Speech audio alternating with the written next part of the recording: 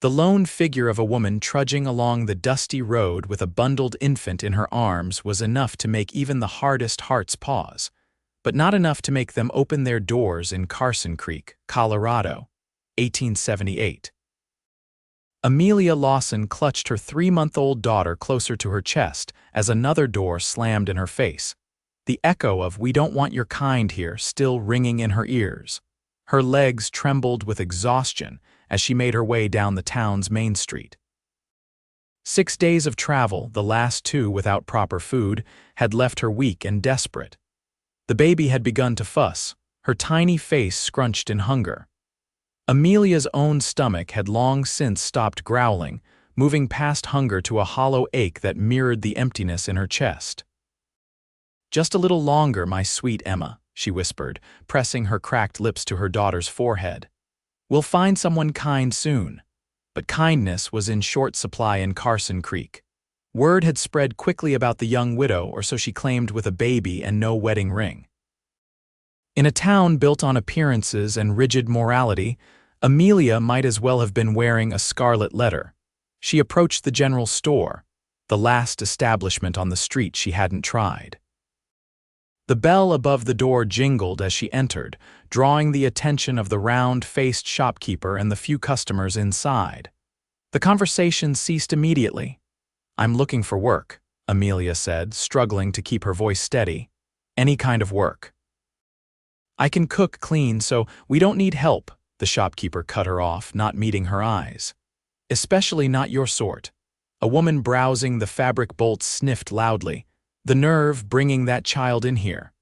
Amelia stood her ground despite the trembling in her knees. "Please, my baby hasn't eaten properly in days. I can work for food, nothing else." "You should have thought of that before you." The shopkeeper's words were interrupted by the store's door swinging open. A tall man with broad shoulders and sun-darkened skin stepped inside, the spurs on his boots jingling with each step.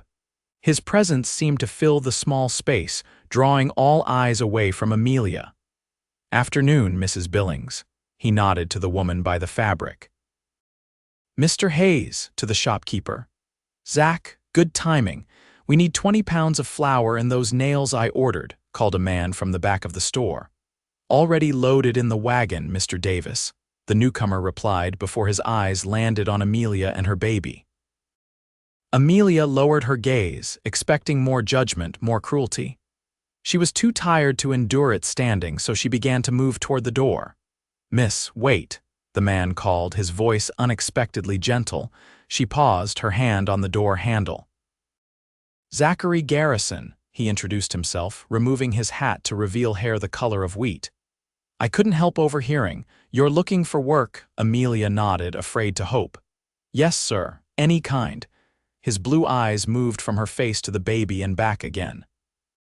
There was no disgust there, no judgment, just something thoughtful, assessing. "I've got a ranch about 5 miles outside town.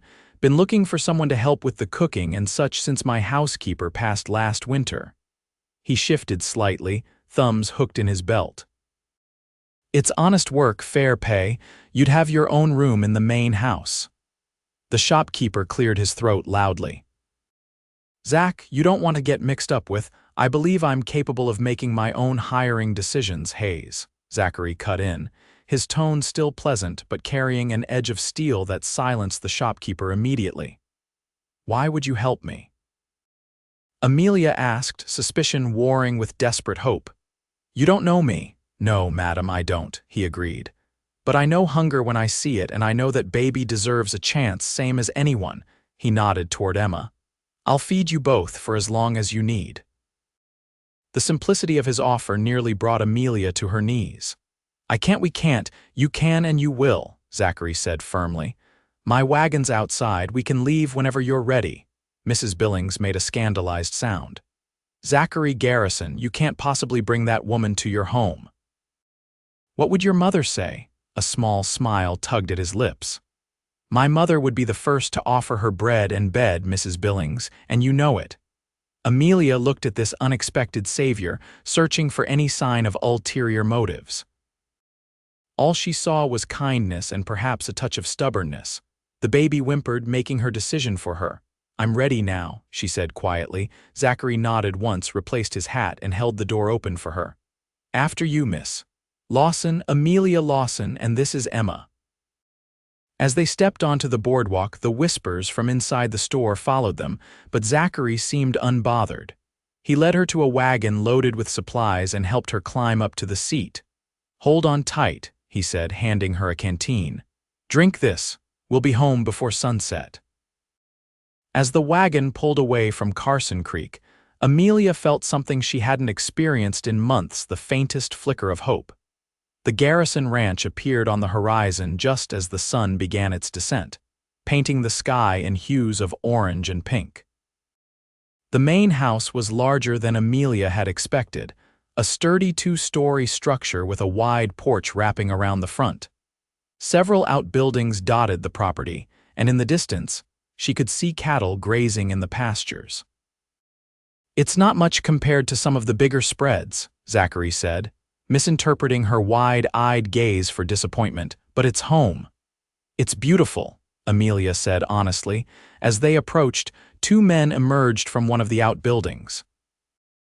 They paused their conversation to watch the wagon arrive, curiosity evident on their faces. "That's Miguel and Thomas," Zachary explained. "They help with the ranch. Good men." He pulled the wagon to a stop in front of the house and jumped down. Before Amelia could attempt to climb down herself while holding Emma, Zachary was at her side, offering his arms to take the baby. She hesitated, instinctively pulling Emma closer. "I understand," he said, lowering his arms. "How about I help you down first, then?" Amelia nodded, grateful for his understanding. She placed her hand in his outstretched one, surprised by the gentleness of his grip despite the calluses that spoke of years of hard work. Once safely on the ground, she adjusted Emma in her arms as Zachary called to his ranch hands. "Miguel, Thomas. Come meet Miss Lawson. She'll be helping around the house." The men approached, removing their hats in greeting. Miguel, a man with kind eyes and gray-streaked black hair, smiled warmly. "Welcome to Garrison Ranch, Señorita." Thomas, younger and more reserved, simply nodded his greeting. "Miss Lawson and her daughter need food and rest," Zachary said. "Thomas, could you take the wagon and unload the supplies? Miguel, would you mind tending to the horses?" Both men nodded and set to their tasks without question. Zachary led Amelia up the porch steps and into the house. The interior was clean but clearly in need of a woman's touch. Functional furniture filled the rooms, with few decorative touches aside from some family photographs on the mantel. "Kitchen's this way," Zachary said, leading her through a spacious sitting room. "You must be starving." The kitchen was large and well-equipped, though somewhat disorganized. Zachary moved around the space with easy familiarity, pulling out a pan and stoking the cookstove. "I'm not much of a cook," he admitted, "but I can manage eggs and bacon. That suit you?" "Anything would be wonderful," Amelia said, feeling awkward standing in a stranger's kitchen. "But I should be the one cooking. It's why you brought me here, isn't it?" Zachary shook his head. "I brought you here because you needed help. The cooking can wait until tomorrow." He cracked eggs into the pan. "You can sit if you'd like. There's a cradle in the corner belonged to my sister's boy when they visited last summer." Amelia spotted the wooden cradle and carefully laid Emma inside. The baby squirmed but remained asleep, exhausted from their journey. Amelia sank into a chair at the kitchen table, her body finally giving in to fatigue. "Thank you," she said, watching him cook. "Most men wouldn't know what to do with a woman and a baby showing up in their town." "Most men forget what it's like to need help," Zachary replied, his back to her as he worked. "I haven't."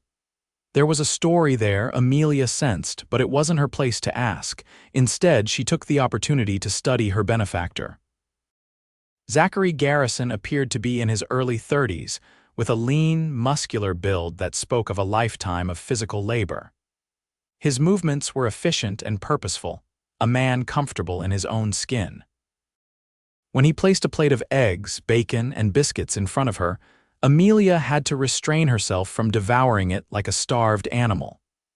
She ate with as much dignity as she could muster, while Zachary busied himself with preparing a bottle for Emma. "Cow's milk," he explained, warming it on the stove. "Not ideal for a baby, I know, but it'll do for tonight. There's a woman in town, Mrs. Chen, who just had a baby. I can ask if she'd be willing to share some milk tomorrow." Amelia paused mid-bite, stunned by his thoughtfulness. "You know about feeding babies?" A shadow crossed his face. "My sister lived here with her son for a while. I learned a few things." Emma chose that moment to wake, her hungry cries filling the kitchen. Amelia immediately rose to tend to her, but Zachary was already there, testing the temperature of the milk on his wrist. "May I?" he asked, holding the bottle. Too surprised to refuse, Amelia nodded. She watched in amazement as Zachary gently lifted Emma from the cradle with practiced ease, cradling her in one arm while offering the bottle with his free hand. The baby latched onto it eagerly, her cries silenced. "You have a natural way with her," Amelia said softly. "Babies aren't complicated," Zachary replied with a small smile. "They need food, warmth, and love, not so different from the rest of us."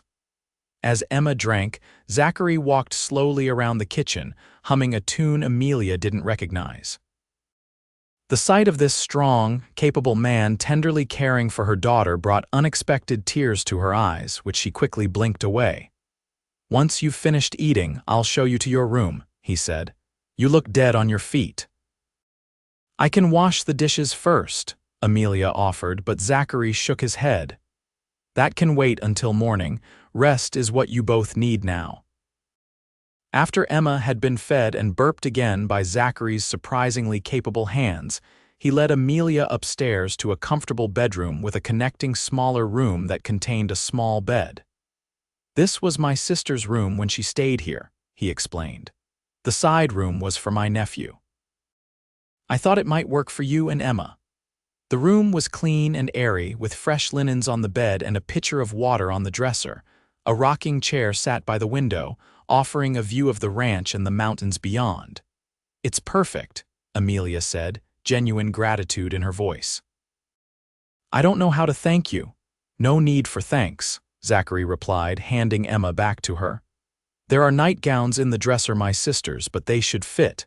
Bathrooms at the end of the hall. If you need anything during the night, my room is downstairs off the kitchen." Before he left, he paused at the door. "Miss Lawson, I want you to know that you're safe here. The door has a lock and no one will bother you. You have my word."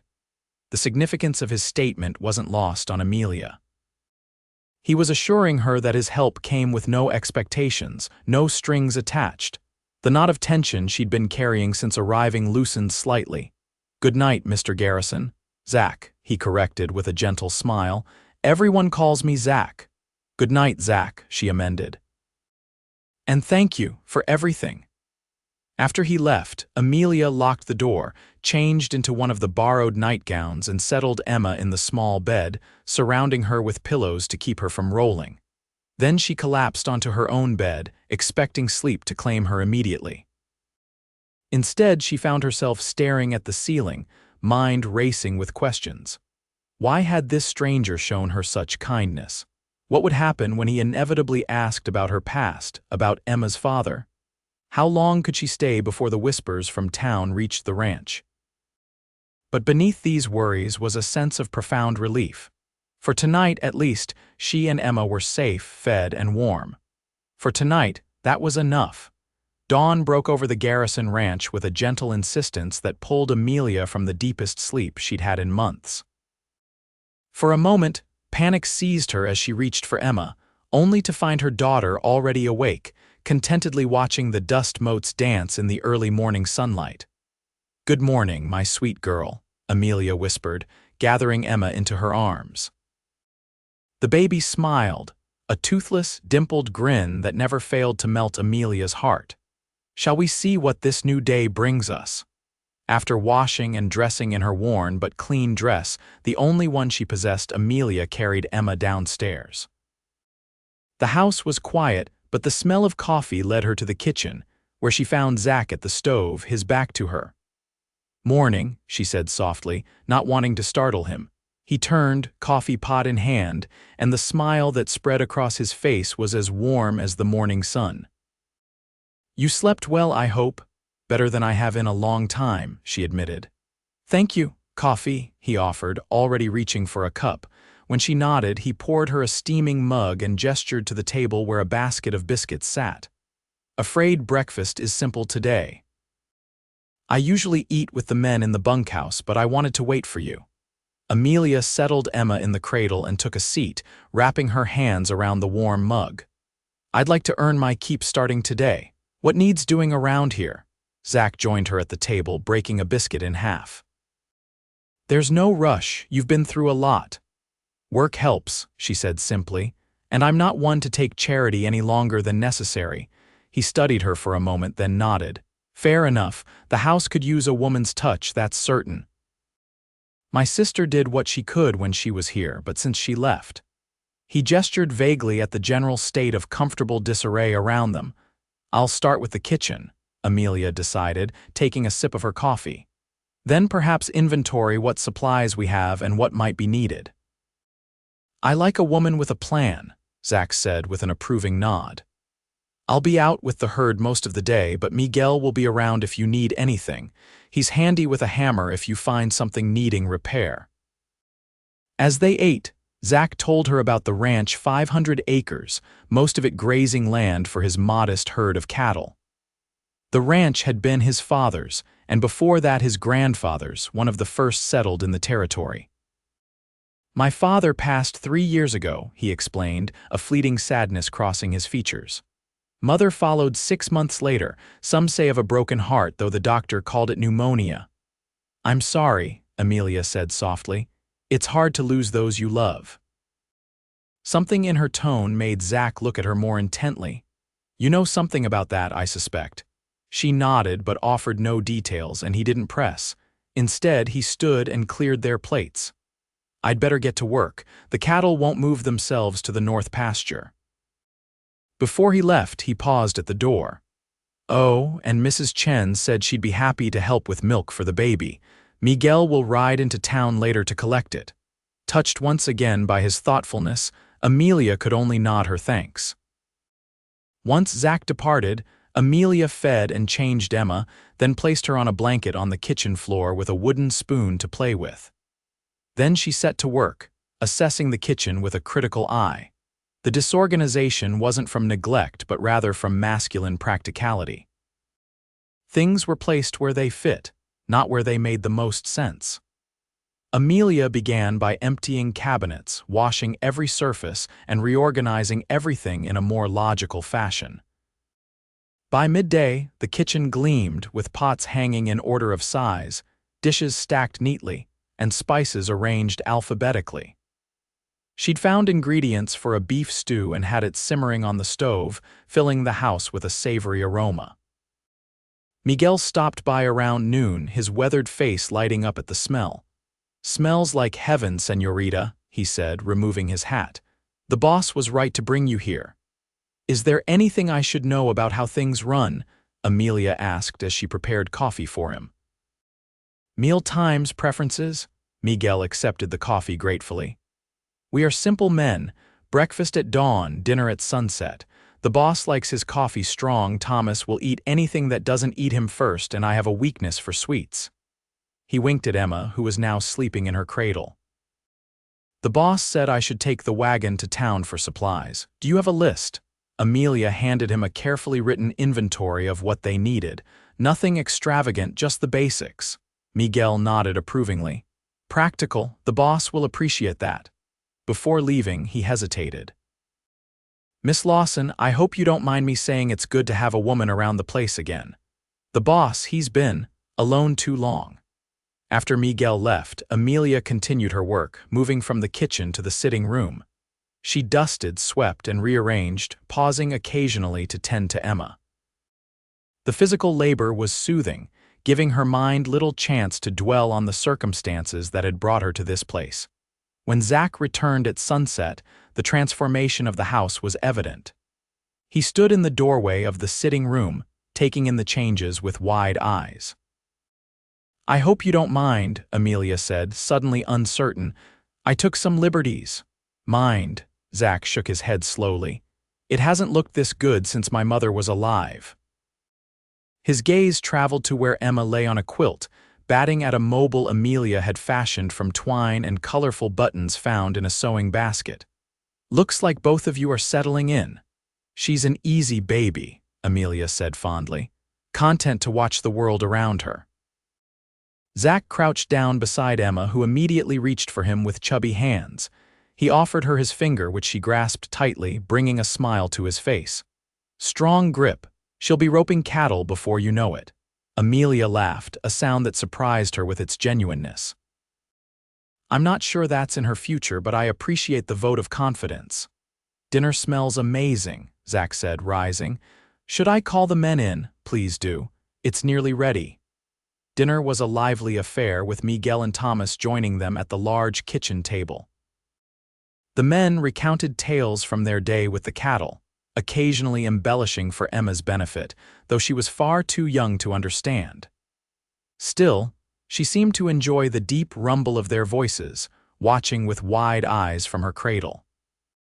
Amelia observed the easy camaraderie between Zach and his men. There was respect there, but also friendship, a bond forged through shared labor and mutual dependence. It reminded her of a family more than an employer with his workers. After the meal, which the men praised enthusiastically, Miguel produced a parcel from his trip to town. Mrs. Chen sends this for the little one, he said, placing a glass bottle filled with milk on the table. And this is from Mrs. Garcia at the Mercantile. He handed Amelia a package wrapped in brown paper. Inside, she found a simple but pretty calico dress and a note that read, "Every woman deserves a fresh start. Welcome to our community." Elena Garcia. Tears pricked at Amelia's eyes. But I haven't even met Mrs. Garcia. Zach smiled. Word travels fast. Mrs. Garcia has a soft spot for newcomers, being one herself once. She came from Spain 15 years ago, not knowing a soul. That's very kind of her, Amelia said, touched by the unexpected gift. I'll be sure to thank her personally when I'm next in town. Later, after the men had retired to the bunkhouse and Emma was asleep, Amelia found herself alone with Zach on the front porch. The night was clear, stars scattered across the sky like diamonds on black velvet. The air carried the scent of pine and the distant lowing of cattle. You did a remarkable job today, Zach said, rocking gently in one of the two chairs that flanked the porch. I hardly recognized the place. It wasn't so bad, Amelia demurred. Just needed a woman's touch, as you said. They sat in comfortable silence for a while, the only sound the creaking of the rocking chairs and the chirp of crickets. You know, Zach finally said, the folks in town, they'll talk about me bringing you here. Amelia's stomach tightened. I understand if that concerns you. We can leave if, no, he cut in firmly. That's not what I meant. I don't give two hoots what they say about me. I just wanted you to be prepared. People can be cruel with their words, especially to someone they see as different. I'm well acquainted with cruelty, Amelia said softly. Zach turned to look at her, his expression serious in the moonlight. I won't pry into your past, Amelia. That's your story to tell or keep. But if anyone gives you trouble, you tell me. This is your home now for as long as you want it to be, home. The word resonated through her, stirring emotions she'd thought long buried. She hadn't had a real home since before Emma was born, when everything had fallen apart. Thank you, she whispered, unable to articulate the depth of her gratitude. As they continued to rock in companionable silence, Amelia felt something shift inside her. The walls she'd built around her heart after all she'd endured began to crumble, just a little, making space for something new to grow.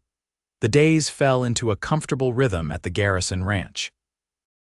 Amelia rose with the sun to prepare breakfast for Zach and the men before they headed out to their daily tasks.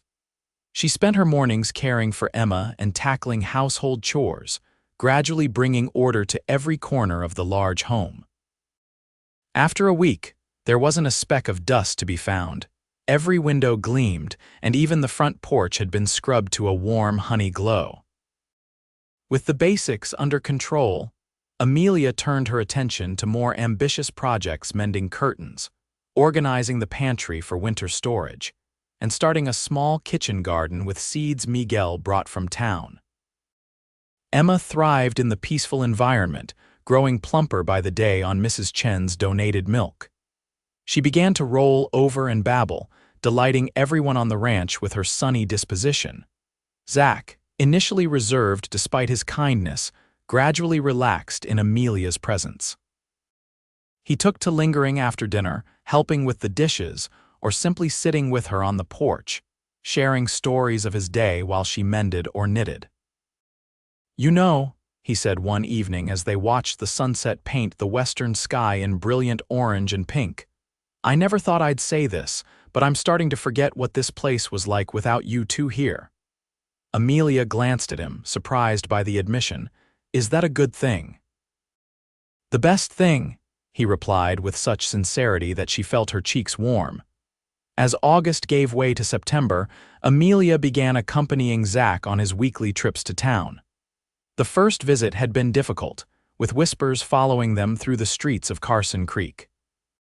But with Zach's steadfast presence beside her and Emma in her arms, Amelia held her head high. Mrs. Garcia at the Mercantile welcomed her warmly, as did the Chen family. Others were slower to accept her presence, but Zach's obvious respect for her silenced the worst of the gossips. By their third visit, Amelia had formed cautious friendships with several women in town, particularly those who cooed over Emma's bright eyes and dimpled cheeks.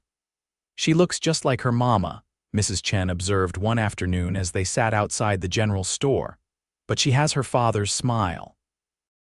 The innocent comment froze Amelia.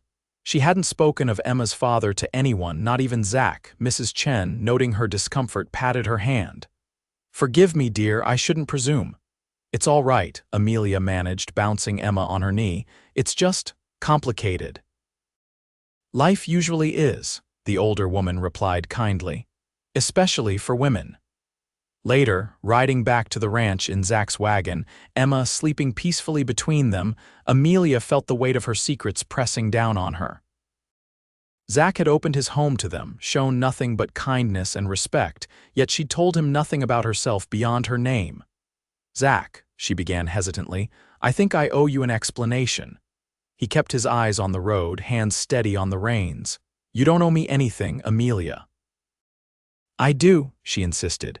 "You took us in, gave us a home, asked for nothing in return. You deserve to know who you're harboring." The corner of his mouth quirked up. "Makes it sound like you're an outlaw. Are you wanted in 5 territories, Miss Lawson?" Despite her nerves, she smiled at his teasing.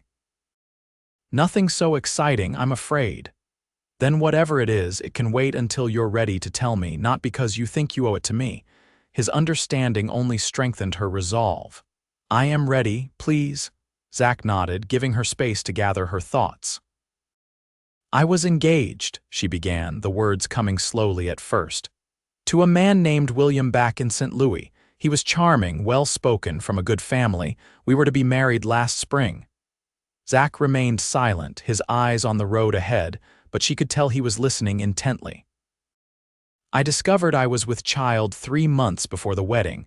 When I told William, she swallowed hard. He said it wasn't his, accused me of being with other men. Nothing could have been further from the truth, but he wouldn't believe me." "Coward," Zach muttered under his breath. "He ended our engagement publicly, humiliated me in front of everyone we knew. His family had influence in St. Louis. Soon, no one would hire me, not even as a laundress. I stayed as long as I could, but after Emma was born." She glanced down at her daughter. "I knew we had to leave. So I took what little money I had saved and headed west, hoping to find someplace we could start fresh." "And you ended up in Carson Creek," Zach finished for her. Amelia nodded. "I ran out of money faster than I expected. By the time I reached here, we were desperate." "And then you found me," Zach said softly. "Or perhaps I found you." "Yes." She looked at him, trying to gauge his reaction to her story. "So now you know, I'm not a widow, just an unwed mother who was foolish enough to trust the wrong man." Zach was quiet for so long that Amelia began to fear she'd made a mistake in confiding in him. Then he spoke, his voice low but firm. "The only fool in that story is the man who didn't stand by you. A man's character isn't measured by the challenges he faces, but by how he responds to them." He turned to look at her, his blue eyes intense. "William failed that test. You passed it with flying colors, Amelia." The acceptance in his voice, the lack of judgment, brought tears to her eyes. "Most people wouldn't see it that way." "Most people are idiots," he said bluntly, drawing a surprised laugh from her. "Look at you, you've traveled across the country alone with a newborn, faced rejection and cruelty, yet you still get up every morning with a smile for your daughter and everyone around you. That takes more courage than most men I know possess." They rode in silence for a while, the only sounds the creak of the wagon wheels and the gentle breathing of Emma between them. Amelia felt lighter, as if sharing her burden had physically lifted a weight from her shoulders. As the ranch came into view, Zach spoke again. "For what it's worth, Amelia, I think you're extraordinary, and I'm honored that you trusted me with your story." That night, after putting Emma to bed, Amelia stood by the window of her room, looking out at the starlit landscape. For the first time since leaving St. Louis, she allowed herself to truly believe that she and Emma might have found not just shelter, but a home. And perhaps, though she scarcely dared admit it even to herself, something more. October arrived with crisp mornings and golden afternoons. The aspens on the mountainsides turned a brilliant yellow, creating a striking contrast with the dark green pines. The ranch hummed with activity as Zach and his men prepared for winter, repairing fences, storing hay, and culling the herd to ensure only the strongest cattle would need feeding through the cold months. Amelia immersed herself in her own preparations, canning vegetables from her now flourishing garden, putting up preserves from wild berries Miguel helped her gather, and knitting warm clothes for Emma, who grew more active by the day. The baby now sat up unassisted and had begun trying to crawl, much to everyone's delight.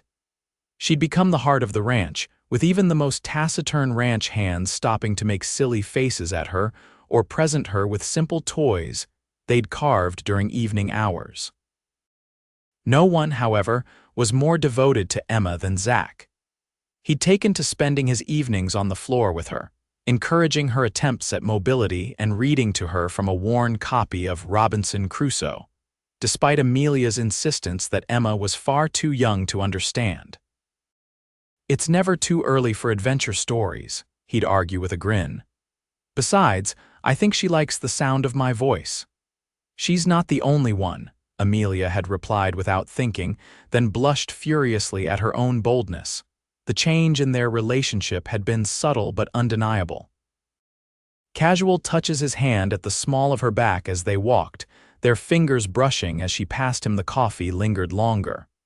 Conversations stretched into the night, moving from practical matters to deeper topics. Dreams, fears, hopes for the future. Amelia found herself sharing things she'd never told anyone: her childhood ambition to become a schoolteacher, her love of poetry, the loneliness she'd felt even before William's rejection. Zach, in turn, opened up about the pressure of carrying on his family's legacy. His brief attempt at college in Denver before his father's illness called him home, his occasional fear that he wasn't doing enough with his life. "Sometimes I wonder what it would be like to see the ocean," he confessed one night as they sat by the fire. "Or the great cities back east. My father never left Colorado his entire life. I'm not sure I want that for myself." "Then you should go," Amelia said, though the thought of him leaving created a hollow feeling in her chest. "See what's out there." He turned to look at her, firelight dancing across his features. "Maybe someday, but right now everything I want is right here." The intensity in his eyes made her heart race, and for a moment she thought he might kiss her. Instead, he reached over and squeezed her hand gently before returning his gaze to the fire. A week later, Amelia rode into town with Miguel to pick up supplies while Zach and Thomas worked on repairing a section of roof before winter set in. Emma, now almost 7 months old, babbled happily from her makeshift sling across Amelia's chest. The general store was busier than usual, filled with ranchers and townspeople stocking up before the first snow. Amelia was examining a bolt of warm flannel when she overheard two women talking in the next aisle. "Did you hear about Zachary Garrison?" one asked in a stage whisper. "Living out there with that fallen woman and her bastard child. Shameful," the other replied. "His parents would be turning in their graves. The Garrisons were respectable people." "Well, my herald says he's planning to marry her. Can you imagine? Taking another man's leavings and raising that child as his own. Some men think with parts other than their brains, dear." Amelia stood frozen, the flannel forgotten in her hands. Marriage, Zach had never mentioned anything of the sort.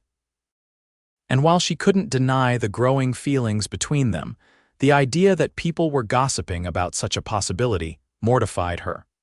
More troubling was the realization of how such a union would affect Zach's standing in the community.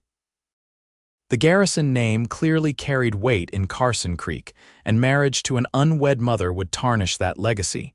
She completed her purchases in a daze, avoiding eye contact with the gossiping women. On the ride back to the ranch, Miguel noticed her unusual silence. "Everything okay, Miss Amelia?" he asked. "You seem preoccupied." "Just thinking about winter preparations," she lied, bouncing Emma, who had begun to fuss. "There's still so much to do." That evening, Amelia was unusually quiet as they ate dinner. Zach noticed, casting concerned glances her way throughout the meal, but he waited until they were alone on the porch afterward to bring it up. "Something's bothering you," he said, not a question but a statement of fact.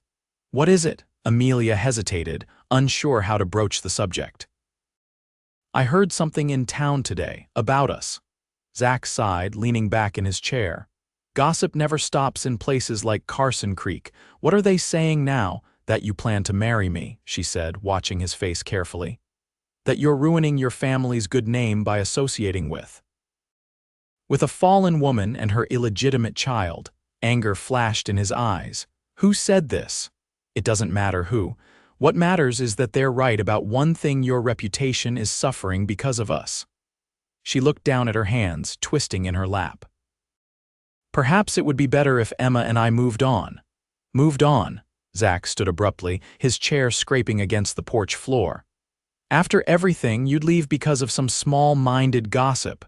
"It's not just gossip," Amelia insisted, rising to face him. "It's your life, your standing in the community. The Garrison name means something here, and I'm tarnishing it." "The Garrison name means nothing compared to what I feel for you and Emma," he said, his voice dropping to an intense whisper. "Yes, I've thought about marriage. I've thought about it every day for weeks now.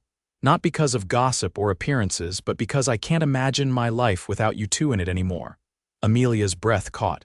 "Zach, you can't mean—" "I love you, Amelia," he said, taking her hands in his. "I love Emma as if she were my own. I didn't plan it, didn't expect it, but there it is. And if that costs me the respect of people whose opinions I don't value anyway, then so be it." Tears welled in her eyes. "You deserve better than a ready-made family with all its complications." "Better." He shook his head, a small, incredulous laugh escaping him. "Amelia, you are the best thing that's ever happened to me. Before you arrived, this was just a house. Now it's a home. You've brought light and laughter back into these rooms.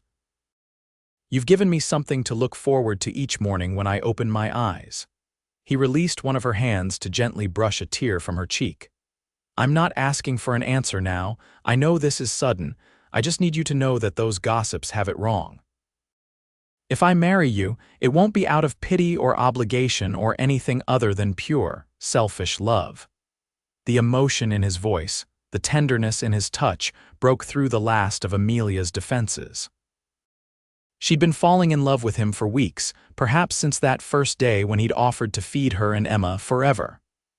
But she'd been too afraid to acknowledge it, too wary of trusting her heart to another man. "I love you too," she whispered, the words feeling both terrifying and right. "But I'm afraid." "Of what?" "Of believing in this, in us, in happiness. Every time I've dared to hope for something good, it's been taken away." Zach pulled her gently into his arms, one hand cradling the back of her head. "I can't promise that nothing bad will ever happen, Amelia. Life doesn't work that way, but I can promise that whatever comes, we'll face it together. The three of us." She leaned into his embrace, allowing herself to absorb his warmth, his strength, his steadiness. When she lifted her face to his, he bent down slowly, giving her every chance to pull away. Instead, she rose on her tiptoes to meet him halfway. Their first kiss was gentle, almost reverent, a sealing of promises unspoken but deeply felt. When they parted, Amelia felt as though something fundamental had shifted inside her, fear giving way to hope, doubt to certainty. "So," Zach said softly, his forehead resting against hers, "should I start planning a wedding, or do you need more time?" Amelia smiled, a full, uninhibited smile that reflected the joy bubbling up inside her. "I think Emma would look adorable in a little white dress, don't you?" His answering laugh was all the confirmation she needed that, against all odds, she and her daughter had found not just shelter, but love, acceptance, and a future brighter than any she'd dared to imagine. They were married on a crisp November morning, with the mountains frosted in the season's first snow. The small church in Carson Creek was filled with well-wishers, not just Miguel, Thomas, and the other ranch hands, but many townspeople who had gradually warmed to Amelia's quiet dignity and obvious devotion to both her daughter and Zach. Emma, dressed in white as Amelia had imagined, was passed from arm to arm throughout the celebration, her happy babbles providing a soundtrack to the day's festivities. Mrs. Garcia and Mrs. Chen had organized a wedding feast that left the tables groaning, and even the formerly gossiping women had contributed pies and preserves, their earlier judgments seemingly forgotten in the face of true love. As the new Mrs. Garrison danced with her husband under strings of lanterns in the town hall, she marveled at how far they'd come from that desperate day when she'd trudged into Carson Creek with nothing but a baby and hope. "What are you thinking about, Mrs. Garrison?" Zach asked, his arms secure around her waist. "About how sometimes the worst day of your life can lead you to the best," she replied, gazing up at him with all the love in her heart. "About how a single act of kindness can change everything." He pulled her closer, his lips brushing her ear as he whispered, "I promised I'd feed you both forever, remember? That's one promise I intend to keep." As they swayed to the music, Amelia caught sight of Emma, now asleep in Mrs. Chen's arms, her tiny face peaceful and content. This was their family now, unconventional perhaps, but bound by love stronger than blood. Later that night, after they'd returned to their ranch, Zach carried his new bride across the threshold of their home. As he set her down, he presented her with a small package. "A wedding gift," he explained. Inside, Amelia found a hand-carved wooden sign that read Garrison Family ESD. 1878, with their names Zachary, Amelia, and Emma engraved beneath. "It's perfect," she whispered, tracing the letters with her fingertips. "Not quite," Zach said with a mischievous smile. "I left room for a few more names should our family continue to grow." Amelia's laugh was full of promise as she rose on her tiptoes to kiss her husband. "I think that can be arranged," and it was. By the following Christmas, Emma was taking her first steps and calling Zach Papa with complete conviction. By her second birthday, she was a big sister to twin boys, James and Michael Garrison, who inherited their father's wheat-colored hair and their mother's determined spirit. The Garrison Ranch prospered under their joint care, expanding to include an orchard and a small schoolhouse where Amelia eventually taught not only her own children, but those from neighboring homesteads. Zach, with his family's support, occasionally took trips to see those oceans and cities he'd dreamed of, always returning with renewed appreciation for the life they'd built together. In time, the story of how they met became family legend, told and retold at gatherings and celebrations. The tale of a desperate young mother, a kind-hearted cowboy, and the promise that changed both their lives served as a reminder that sometimes The families we create through choice and love are the strongest of all. And on quiet evenings, when the children were asleep and the day's work was done, Amelia and Zach would sit on their porch, watching the stars emerge over their land, hands intertwined, grateful for the twist of fate that had brought them together and the courage they'd found in each other to embrace the love that had been waiting for them all along.